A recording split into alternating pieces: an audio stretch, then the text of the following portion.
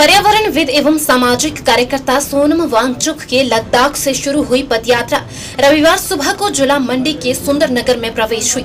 किसान सभा, 4 लेन संघर्ष समिति व अन्य सामाजिक संगठनों ने सोनम वांगचुक तथा उनके साथ पदयात्रा कर रहे लोगों का सुंदरनगर शहर पहुंचने पर जोरदार अभिनंदन किया। इस दौरान उपस्थित जनों को संबोधित करते हुए सोनम वांगचुक ने कहा कि यह पदयात्रा जो कि लद्दाख से दिल्ली तक की जा रही है, इसका मुख्य उद्देश्य हिमालय संरक्षण का संदेश देशवासियों तथा भारत सरकार तक पहुंचाना है। उन्होंने कहा कि हमें पर्यावरण संरक्षण के लिए दलगत राजनीति से ऊपर उठना पड़ेगा। This news is brought you by Verma jewellers, Solan. तो सुंदरनगर की मीडिया जानना चाहती है कि आपकी जो यात्रा है अभी लेह से लेकर लद्दाख से लेकर आप मंडी तक पहुंचे हैं, कैसा अनुभव रहा? जी, बहुत बहुत धन्यवाद सुंदरनगर के वासियों को जो इतना अच्छा आप लोगों ने इंतज़ाम किया यहाँ पर। हम लोग पिछले 22 दिनों से पैदल चल रहे हैं लेह से और 2 अक्टूबर को हम पहुँचेंगे दिल्ली। हमारा संदेश ये है कि हम पूरे हिमालय को पर्यावरण की दृष्टि से, सांस्कृतिक दृष्टि से संरक्षित रखें। ये बहुत ज़रूरी है, खासकर आजकल के जलवायु परिवर्तन के ज़माने में जहाँ पर हर जगह प्राकृतिक विनाश हम देख रहे हैं। तो ऐसे में हम अपने अपने हिस्से को हिमालय के संरक्षित रखें, संरक्षित रखें। हम लद्दाख में अपने हिसाब से जो हमसे हो पाता है वो करने की कोशिश कर रहे हैं। जैसे सरकार की तरफ से कहें तो संवैधानिक संरक्षण 6वें शेड्यूल में जो कि हमारे साथ आश्वासन दिया गया था, उसको हम जल्दी से जल्दी लागू करने के लिए याद दिलाने जा रहे हैं। उसी तरह रास्ते में हर हिमालय के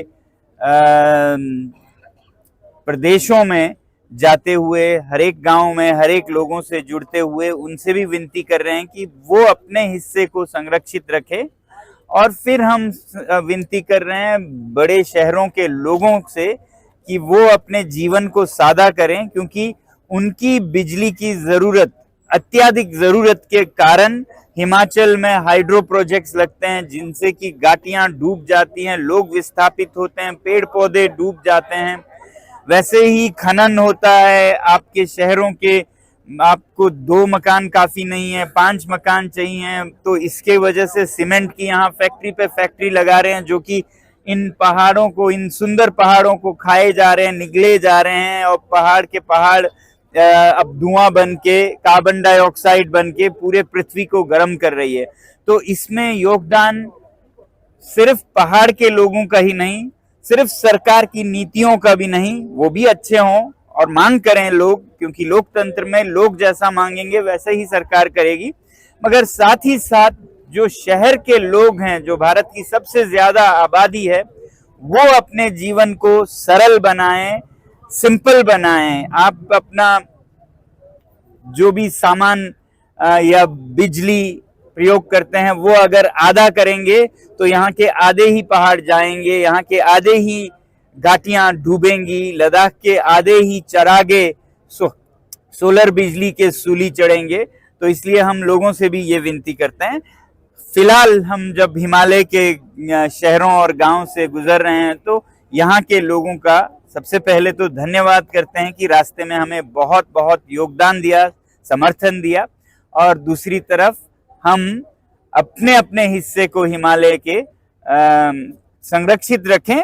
और सिर्फ हिमालय नहीं, हमारी जो संस्कृति है हिमालय में बसने वाले लोगों की, जिसने हजारों सालों से इन हिमालयों को बहुत प्यार से संभाला है, अभी भी इस संस्कृति की बहुत ज़रूरत है। तो आप सांस्कृतिक जो संरक्षण है वो भी अपना करें, यही हमारी विनती है। बहुत बहुत धन्यवाद। आप यात्रा कर रहे हैं, आपको भरोसा है कि शेड्यूल 6 पे सरकार कुछ एक्शन करेगी जल्दी? भरोसा है, इसीलिए हम चल रहे हैं। और बाकी तो कहते हैं ना, कर्म किए जा, फल की चिंता ना कर। बहुत बहुत धन्यवाद जी। एक बार फिर से बोलेंगे जी? ऑल इज वेल नहीं बोलेंगे।